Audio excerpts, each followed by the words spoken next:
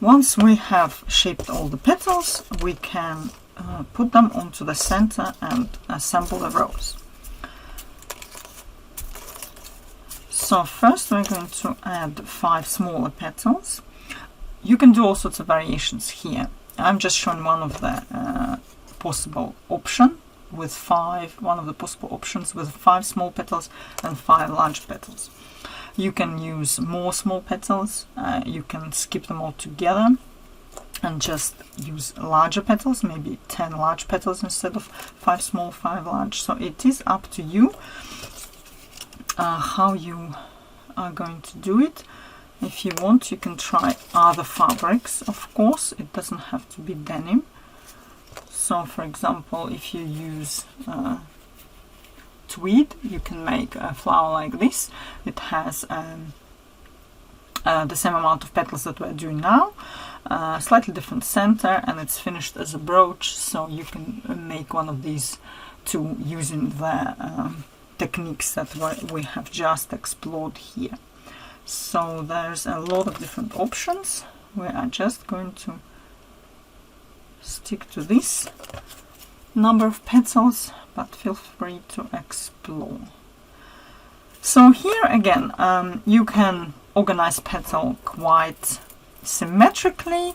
I'm just going to open up my stamens a little bit, so you can see now they've solidly glued, so I can do whatever I want with them.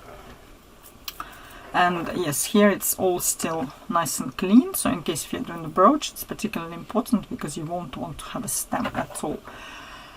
Right, so either just organize first 5 petals one after another. You can try and push some petals a little bit inside the stamens if you want. The petals are quite stiff, so it might not be that easy, but you have 5 to put in the first circle,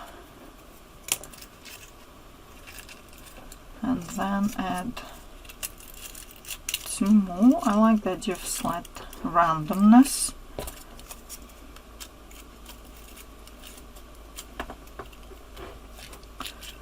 So like here for example.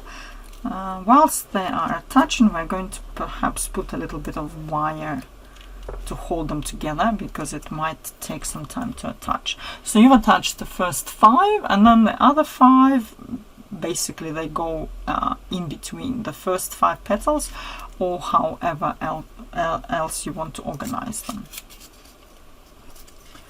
So all the petals are going straight underneath the center.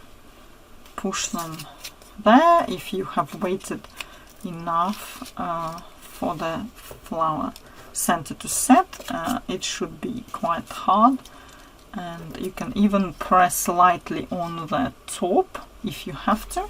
Just be careful, do not squash it if it is soft, so be careful there.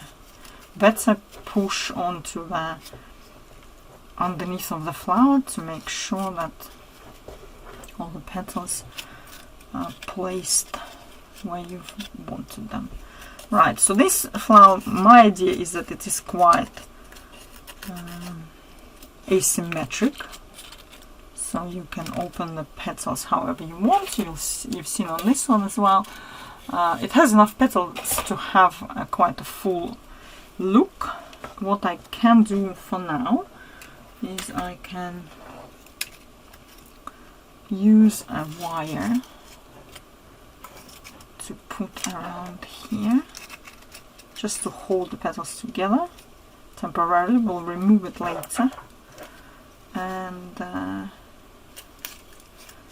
again lift it up like this and push onto your petals so that they attach well. It's best to leave it. Again, we will be able to open it more later once it's dried, but so far it's looking fine.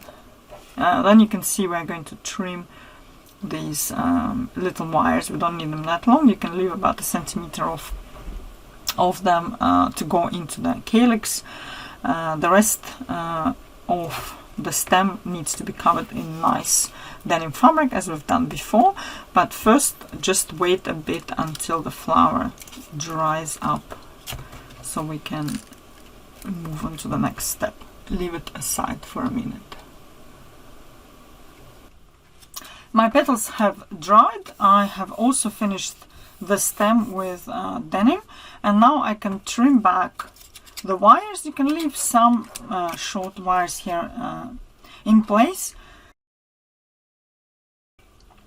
They will be hidden in the calyx. So the next step would be to add some cotton wool at the base of the flower and attach the calyx to cover this area up. We have already done it in the previous lessons, so if you don't remember how to do it, please go back and re-watch the relevant video.